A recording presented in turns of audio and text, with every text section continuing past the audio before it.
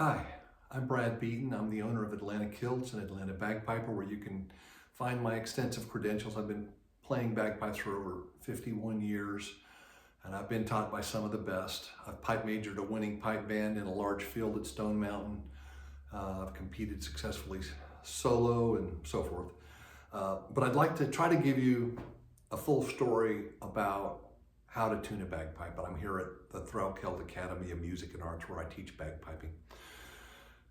When people ask me if it's difficult to play the bagpipes, I always answer there's a lot to it. And one of the big parts about playing the bagpipes is knowing how to tune a bagpipe and to play it in tune. A well-tuned and played bagpipe, there's almost nothing better than a well-tuned and played bagpipe. But a poorly tuned and played bagpipe, I can guarantee there is absolutely nothing worse. So let's start talking about how to tune a bagpipe. The foundation of playing a well-tuned bagpipe is constant pressure in the bag. Very important, in the bag.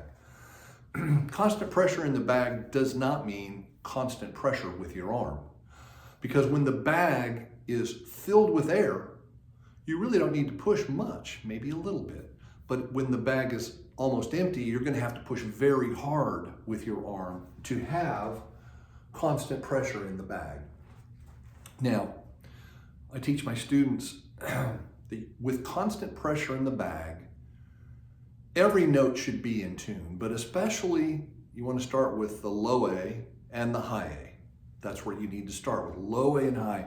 At one pressure, those two notes need to be in tune with a drone.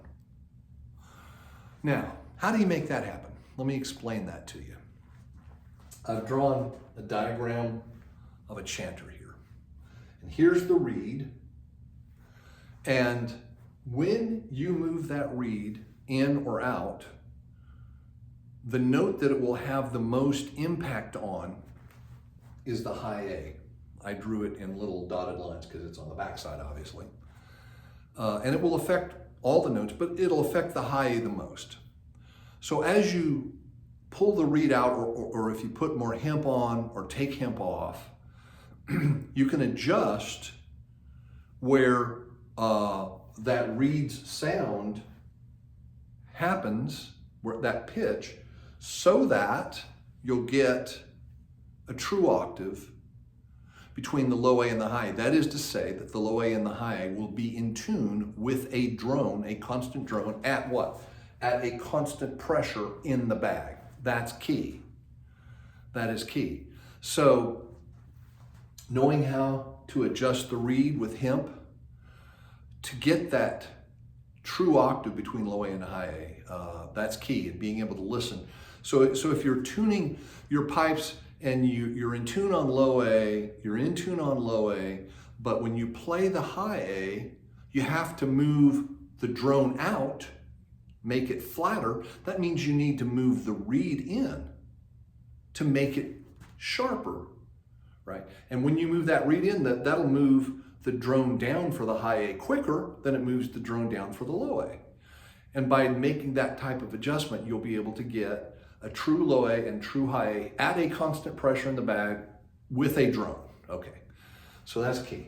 And then once you have that, you can go through and you can tape the other notes as need be, make adjustments with tape so that every note on the chanter is a harmonic of the drones that are all in tune. And when it's all in tune, it's truly beautiful. It's wonderful. You're in tune with the universe. It's amazing. So hopefully that explanation will help you understand the big picture about getting a bagpipe tuned.